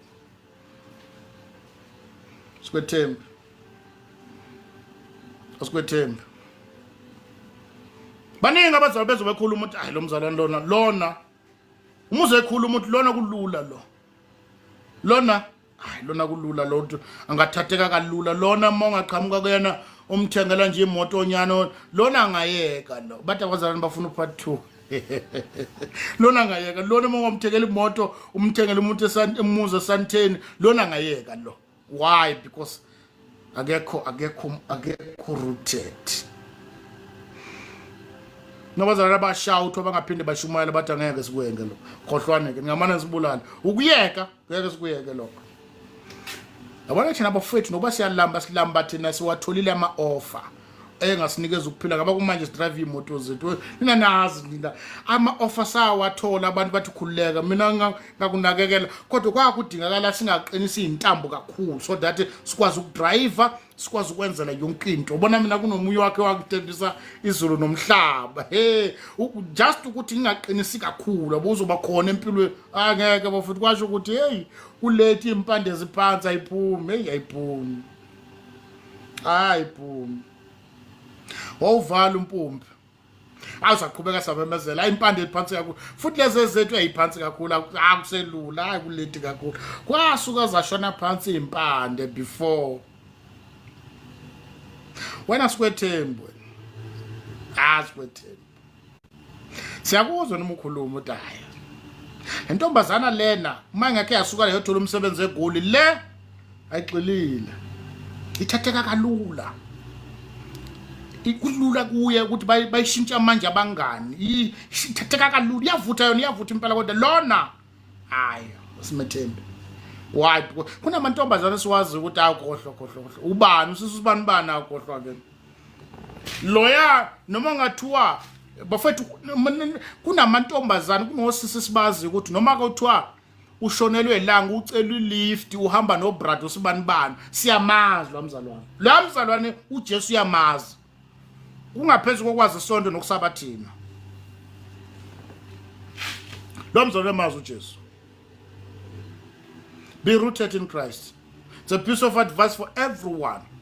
Ebudaleni bakho nasemncaneni bakho nama teenagers asakhulayo sifuna uku-emphasize kubo bonke abantu abasindisiwe ukuthi yisana abantu enkosini, abantu abazi uJesu ngokwazi amasonto, ungasolo ukuba bazi uzwana namandla akhe nesonto lakhe kodwa bangamazi uJesu. Noma umuntu echaza athi umfundisi wasifundisa ukuthi thana inkosi ayikuthanda okude ngoba uyamazi.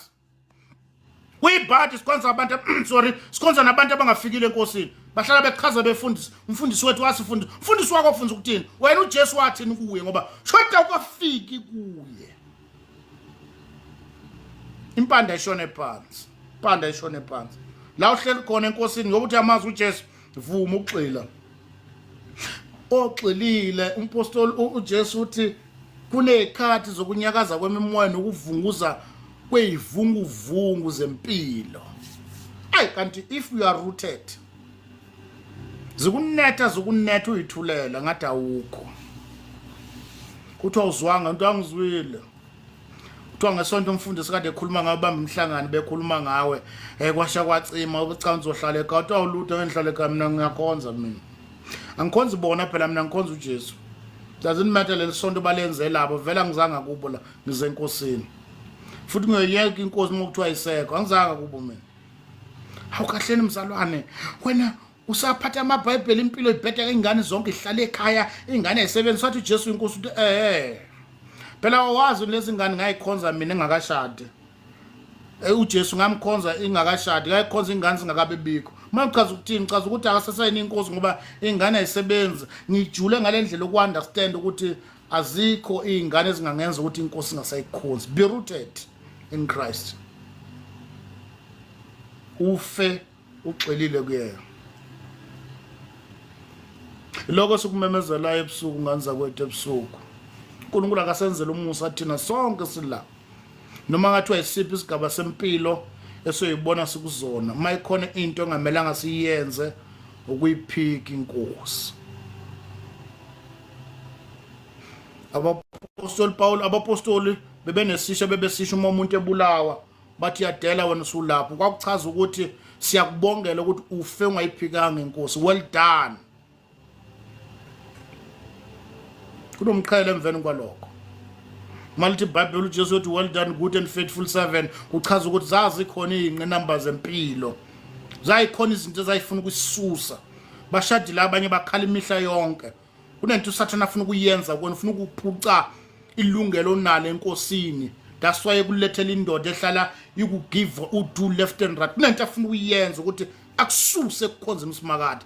Ngizoku-encourage namhlanje ungasuki kuye. Ngamana usuka kubantu ungasuka enkosini. Mawusuka kuye uyaphi? Ezweni ayikho impilo. Akuphephile la ngaphandle. La ngaphandle yonke into ba-exchanger.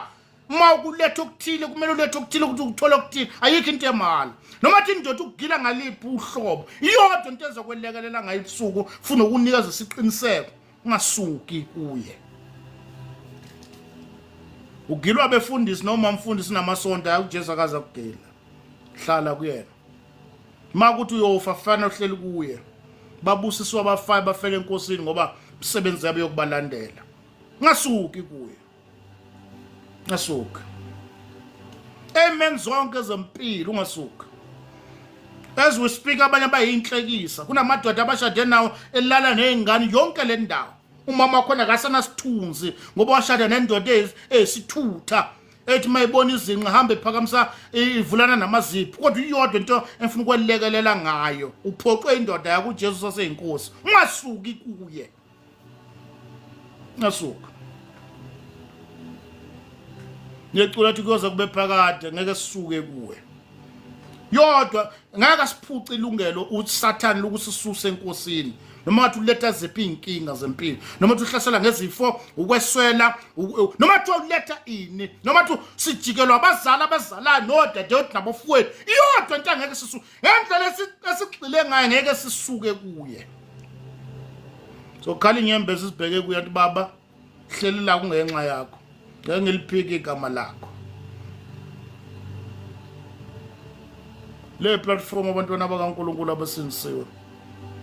Egameni lenkosi yethu uJesu. Mawukhona la ebusuku siyathemba uzela ukuthi sizofunda ekuphikisana. Be rooted in Christ. That is a piece of advice for everyone. Be rooted in Christ.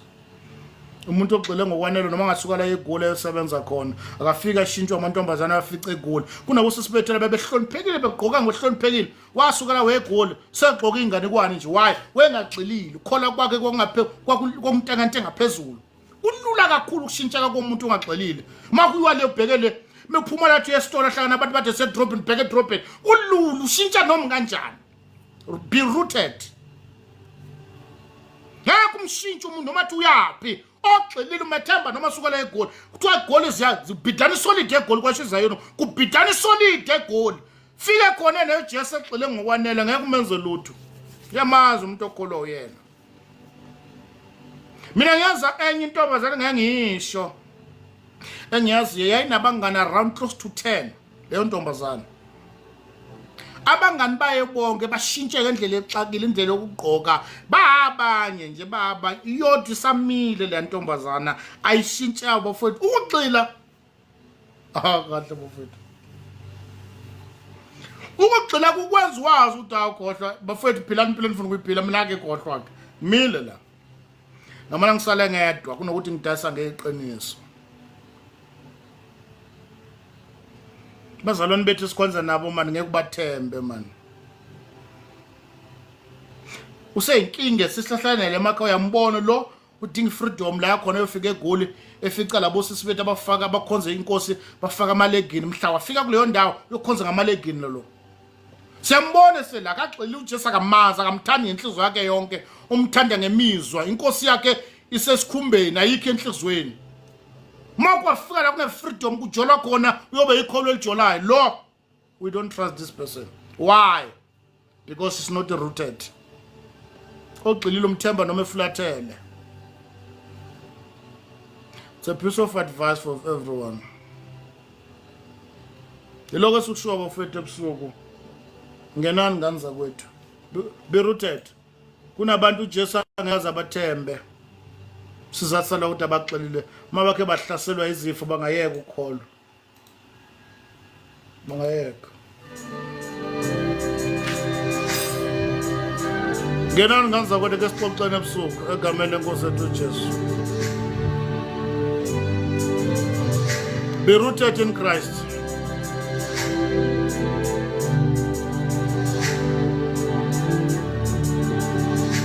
our amen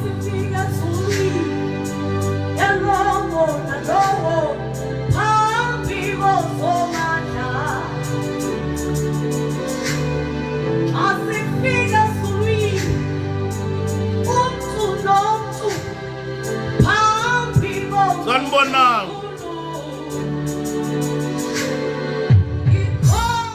kunabantu Jesu angeke abheje ngabo uyabazi bamphike ekuseni kusa nje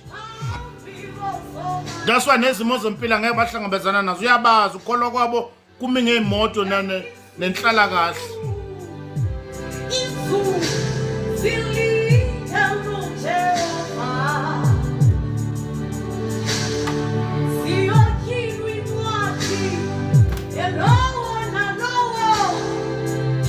sanibonanga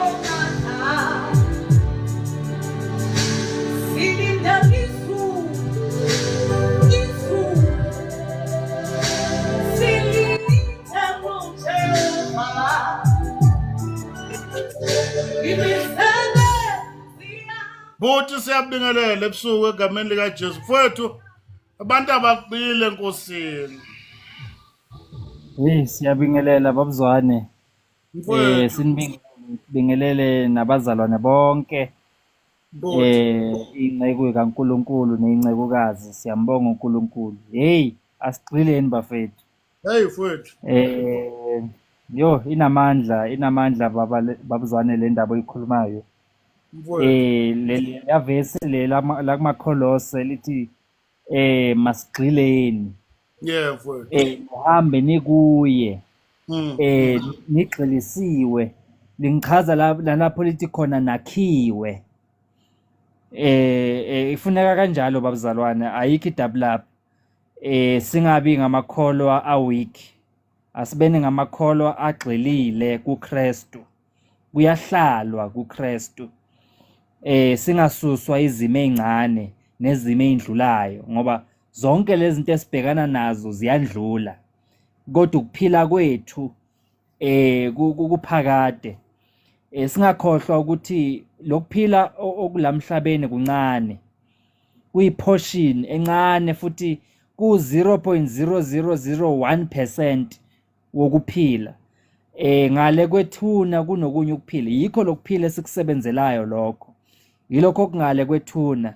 Ngihlale ngisho ngithi kuyoba ingozi kumuntu ocabanga ukuyibulala, ngoba inkinga ukuthi la uyakhona kuwes kunala ukhona khona. Impela impilo inama-challenges, impilo iney'ngqinamba, impilo iney'nto zakhona, kodwa ubuhlungu bonke esingabuzwa bempilo abunakulinganiswa nobuhlungu besihogo. Ubuhlungu besihogo is a million times more difficult. Lapho lithi khona iBhayibheli kuyoba khona ukukhala nokugedla kwamazinyo. Indaba yesihogo ijulile, inzima, abukho ubuhlungu. Uma ngabe kusho yena uNkulunkulu ethi kubuhlungu kunzima, sithini thina? Yini esingayisho? So into enkulu ukuthi le mpilo le esiphilayo iyona ezosho ukuthi ngale kwethuna sizophila impilo enjani. So kubalekile ukuthi sigxile, sihambe sikuye. Ayi uNkulunkulu wami, ngichaza ukuthi sihamba 1 sikuye, 2 sigxilisiwe. Hayi uNkulunkulu wami, laphayana kuMateyu, ngizocela nje ukufunda laphayana babuzwane, uMateyu 13 verse 3. Mateyu 13 verse 3. Lapho uNkulunkulu khona enza umfanekiso, lithi wakhuluma kubo okuningi ngemifanekiso wathi, bhekani kwaphuma umhlwanyeli eyokuhlwanyela. Ekuhlwanyeleni kwakhe enye imbewu yawela ngasendleleni, kwafika izinyoni zayidla zayiqeda. Kepha enye yawela edwaleni, lapho yayingenamhlabathi omningi khona, yamila masinyane ngokuba ingenamhlabathi ojulileyo. Kodwa seliphumile ilanga, yahwamuka, nangokuba ingenampande yabuna. Isho ukuthi lo muntu lo waphuma wahlwanyela. Le nhlwanyelo yakhe kwakungathi uyayijika, kwangathi uphethe inhlwanyelo esandleni. Ngoba kudala kwakungahlanyelwa, uma usufundisa izwe kwakungahlanyelwa nendlela okuhlwanyelwa ngayo namhlanje, imbewu yayijikwa. So la uNkulunkulu noma uJesu wenza umfanekiso ngokosiko lwendawo ukuthi indlela abahlanyelwa ngayo bayayijika imbewu. So lo muntu lona uma ezohlanyela uphethele imbewu esandleni, uyayithatha uyayijika. Now ngenxa yokuthi le mbewu uyayijika, zihlala ey'ndaweni ey'hlukene, ngoba uma eyijika enye ihlala emhlabathini ovundileyo, enye ihlala endleleni, enye ihlala ematsheni. Ngichazwa yile ehlala edwaleni. Lithi uma ihlala edwaleni, lithi ukhona umhlabathi. iBhayibheli lizivezela ngokubonakala ukuthi ukhona umhlabathi. Shuthi yahlala emhlabathini, impande zakhula. Inkinga, impande zahluleka ukujula. Kwathi makuphuma ilanga, yoma yahwamuka. Ihwamukiswa ukuthi umhlabathi ikuwo, impande ziphumile, kodwa inkinga ayijulanga.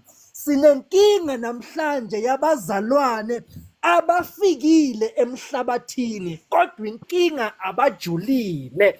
Bafikile kuJesu, bafikile ebandleni, bayakholwa, bayashumayela, kodwa inkinga abajulile. Inkinga they have the form of godliness, banesimo sokumesaba uNkulunkulu kodwa bayawaphika amandla akhe. Inkinga bakhona bakhula kanye nathi kodwa kubonakala amakuphuma ilanga ukuthi ngubani ojulile ngubani ohlezi ngaphezulu. Lithi iBhayibheli kukhona abantu lapho iBhayibheli khona lithi kwakwakha abantu ababili, omunye wakha edwaleni, omunye wakha emhlabathini.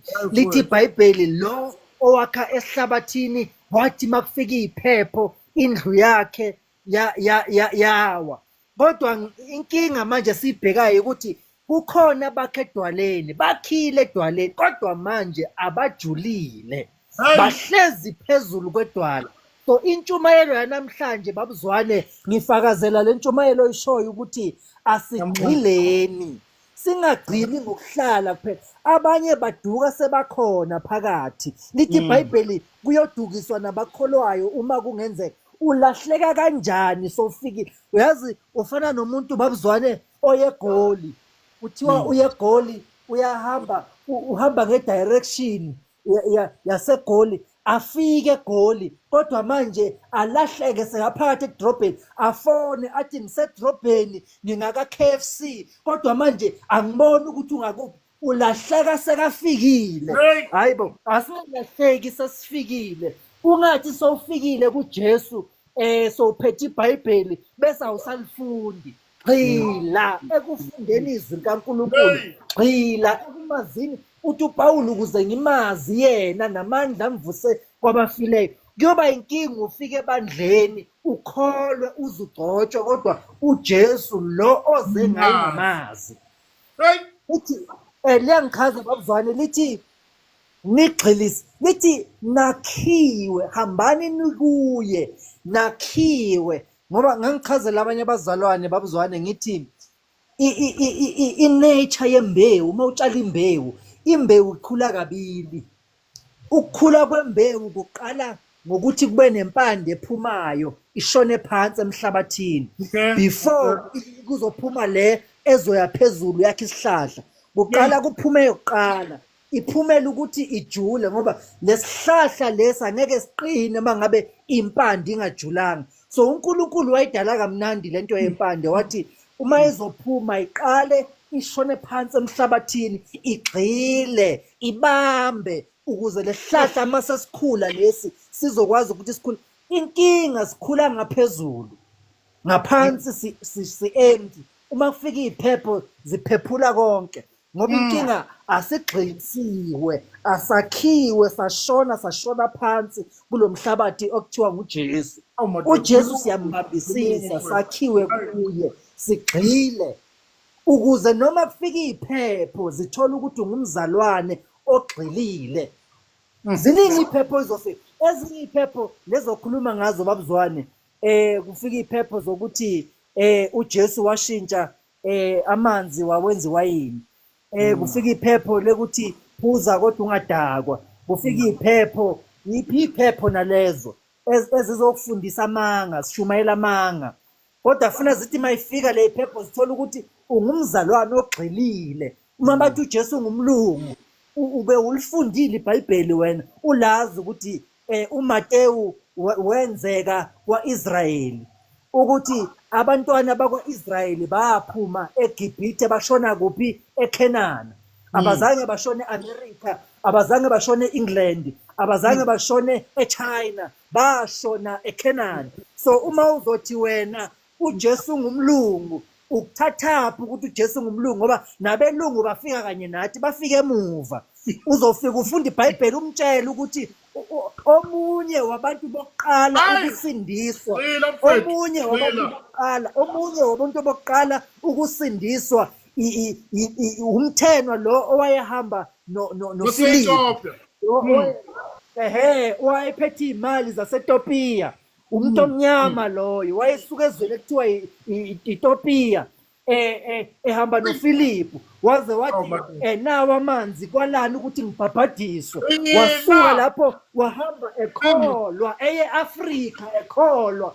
ungangitsheli ngabalokhuzana ngabelungu abafike nabo Jan van Riebeeck Jan van Riebeeck bafika manje ngabo 1800 hey ivangeli lidala hey kusukami uthi ivangeli lakudala linganele mina tu ivangeli lidala kufuna ke manje ugxiliswe funda izwi kaNkulunkulu uzogxiliswa ungeze ukuphephethekiswa imfundiso zamanje ezithi uJesu umlungu uJesu umlungu ukuthathaphi ngoba uma ufunda incwadi yoMateyu ikutshela inzalo kaJesu ithi azathi omunye uJesu endlula ethi indodana kaDavide zungihawukele uJesu indodana kaDavide uDavide naye unolibo lakhe ithi hlumela likaJesu uyaya uhamba nayo lapha eBhayibhelini ufunda incwadi yeTestament elidala uziyofika kuboNoah undlu izochaze akekho umuntu azokutshela ukuthi uJesu umlungu no madoda so iphepho zizofika hayi ukuthi iphepho zingeke zifike kodwa manje funa zithola ugxilile lithi wakhiwe uthi uNkulunkulu wami lithi sakhiwe phezu kwesekelo sabaprofeti nabapostoli siyini isekelo sabaprofeti nabapostoli yizwi likaNkulunkulu lithi hambani nikuye hayi uNkulunkulu wami nigxilisiwe angeke sikuthole usuphuza amanzi ekuthiwa yiholy water kanti ugxilisiwe lithi unikiwe igama phezu kwamanye amagama ekuthi ngegama likaJesu amadolo onke aguqe nelwimi zonke ivume ukuthi uJesu inkosi lithi uNkulunkulu wami siyohamba phezu kofezela sohamba phezu ushizwe likaNkulunkulu igama likaJesu linamandla wayekhona ulizwi wayenguNkulunkulu ekuNkulunkulu konke kwavela ngayo okuzelwe nguJehova uyalinqoba lelizwe uNkulunkulu wami izwi likaNkulunkulu yabona nigxilisiwe believe in the word uthi Paul I have confidence in the gospel it is God's power to save those who believe izwi likaNkulunkulu uNkulunkulu wami anginamahloni ngevangeli ingamandla hayi sangoma hayi noma uNkulunkulu wami hayi umprofeti uJesu uNkulunkulu wami linamandla leli gama nigxilisiwe yabona abantu abazo survive babuzwane kule insuku zanamuhla abantu abagxilisiwe gxila uhlale ezweni kaNkulunkulu gxila ekumazini ungagcini ngokwazi izwi kuphela wazi yena ube nobudlelwane naye hayi uNkulunkulu wami injalo ke babuzwane shumanela leyo nje ekuthi sigxilisiwe noma sekufika inhlupheko laphayana babuzwane kuma-Roma 8 verse 35 liyabuza iBhayibheli lithi ubani ongasihlukanisa nothando ingabe yinhlupheko ingabe ibuza zonke lezi zinto ukuthulwa ukweswela indlala yonke lento yini okungasihlukanisa nothando lukaNkulunkulu na umbuzo loyo obuzwa izwi likaNkulunkulu bese liyayiphendula lithi sicindezelwa nxa zonke kodwa kasibothoki lithi kusam we are lithi mawufunda kwenye version lithi we are hard pressed on every side but asikhambulisi we do not crumble lithi sicindezelwa nxa zonke kodwa kasibothoki uNkulunkulu wami cast down sishaywa phansi kodwa sigive up babuzwane linjalo nje izwi likaNkulunkulu lithi noma sekufika inhlupheko sezisicindezela nxa zonke asibothoki siqhubeka nalo ivangeli ngoba sigxilisiwe noma sekufika iphepho sometimes ziyafika babuzwane ziyinhlupheko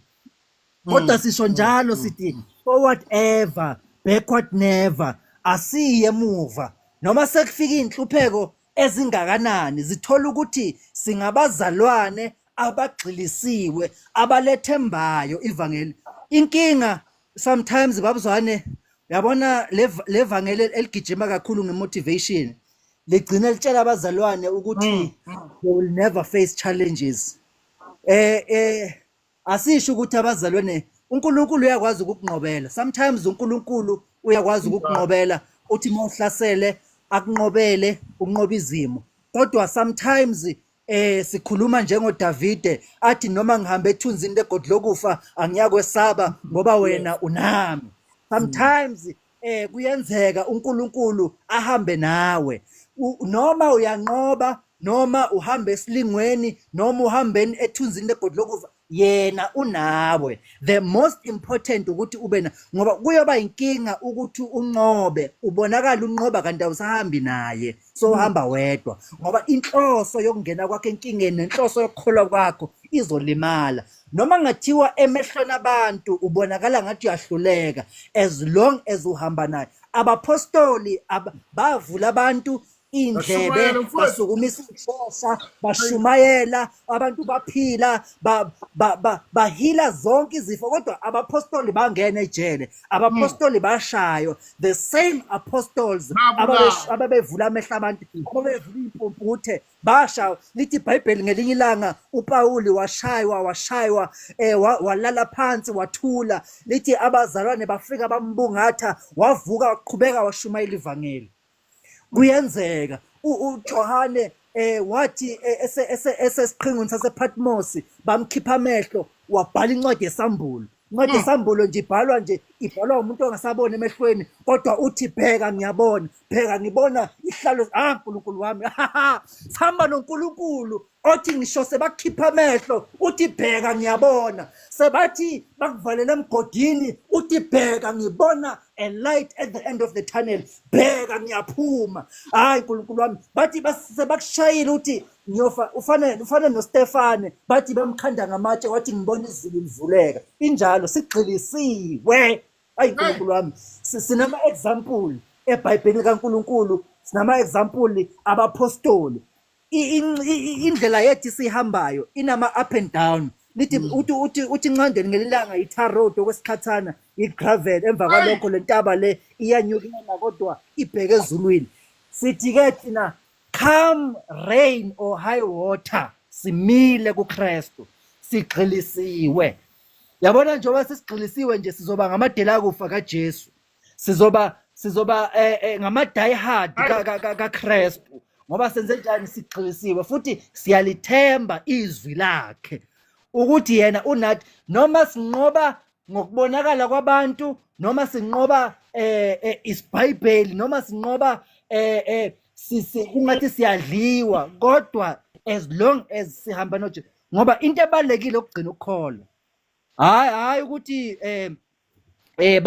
bakuzamile bahluleka. Sometimes bayakuzama bahluleke, sometimes bayakuzama baphumelele, kodwa ugcina ukukholwa, ngoba uSathane ulwa nokukholwa kwakho.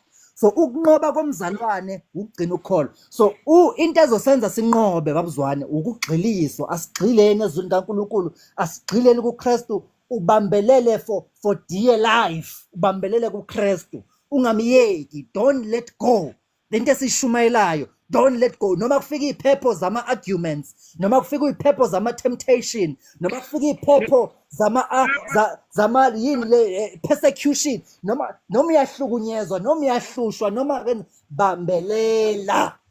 So sifike la siyakhona babuzwane. Sisho njalo nje ukuthi ngiyalithanda leli zwi ukuthi sigxilisiwe, sakhiwe. Ngoba phela awugcini ngokugxiliswa bese uyakhiwa futhi, ufundiswe, ukhule, uzube mdala la kuKristu. Siyakhula kuKristu ukuze sizokwazi ukudila nama-issues of life. Njengoba bowusho nje babuzwane ukuthi sometimes indlela esinikela ngayo ikhombisa ukuthi asikhulanga, sometimes indlela esikholwa ngayo ikhombisa ukuthi asikhulwanga. Sigxilisiwe, sakhiwe, sivumelana ukwakhiwa kuKristu phezu kwesisekelo sabapostoli nabaprofeti. Ngisho njalo nje babuzwane, injalo nje indaba kaNkulunkulu, asihambeni sikuye sigxilisiwe. Ngiyabonga kakhulu babuzwane.